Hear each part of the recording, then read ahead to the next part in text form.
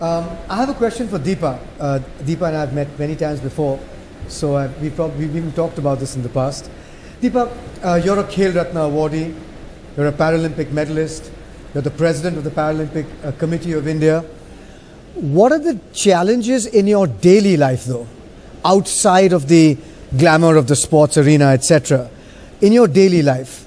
Because we all know India has some of the poorest disability access spaces, especially in the public domain. So if you can give us some idea of the challenges you face, I think that will really shine a light on the challenges that everyone struggles with on a daily basis in this country, those who can't, those who are challenged in one way or the other. Thank you, Rahul. Yes, challenges are there, but my country is fast changing. The fact that I am a member of the panel right here, right now, treated at par, and we are having this discussion itself shows that we are at the cusp of very good change. Talking about challenges, I have been hearing the conversation since morning, and I have been listening to this word, access to good health, access to vaccination, access to nutrition, access to employability. Let me just say that for me, or for anybody in disability, the first word itself is the biggest challenge. You just have to pick up access and call it accessibility, and that itself is the challenge. So access to health, access to nutrition, access to opportunities will come only when we have first discussed accessibility.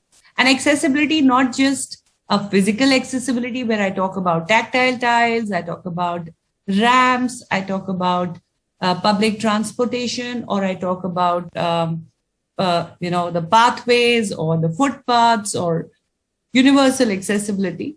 But I will also talk about accessibility in the minds of the people. The mindset should also be accessible, where you accept disability as just a person living in a disability does not become an outcast, or all the taboos around it. And then also comes the accessibility in the digital world. The pandemic has made the entire world digital. They have come to realize that work from home is possible. Even those who did not have a disability contributed to the economies, to the workforce, to continuity of maintaining work in any organization from home and through the digital platforms. Now, all websites are accessible. All digital applications, softwares are accessible. So that is another very strong part of accessibility that I'll talk about. So these are the major challenges: infrastructure, mindsets, digitalization has come a big way. But the silver lining in the pandemic has been that work can be done from home. People who are mobile, who have mobility challenges, that does not mean that they cannot participate in economy. They can also sit on a computer at home and contribute to any economy. And practically the world has moved from home now. So I hope that has increased faith in abilities of people with disabilities. One.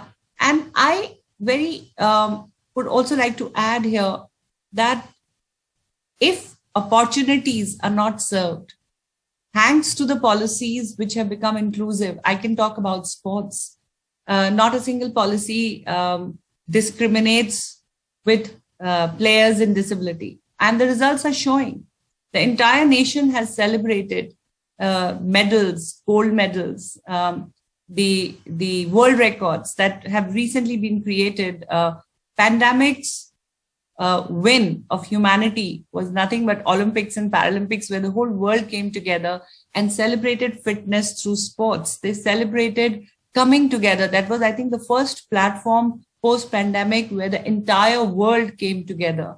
And the entire world looked at it that, yes, health and fitness is possible, and a healthy competition is possible during pandemic. And through that, India celebrated 19 medals that were just won in Tokyo 2020, which itself says if I may quote statistics, there were 2.6 million hits coming on one single update of a medal won by a physically challenged athlete, by a para-athlete for India. And International Paralympic Committee, United Nations, they were so happy, and we were personally getting calls of congratulations that India is responding so well to these medals. The maximum social media engagement has come through India, and we were given a special letter of appreciation, which means that India is ready to celebrate a physically challenged person and their abilities. They are loving their achievements. They are calling them sources of inspiration, and not just inspiration, but also jubilation and respect for the tricolor. So this is the changing India. And like Aradhana said, more opportunities and mainstream, and not just empathy.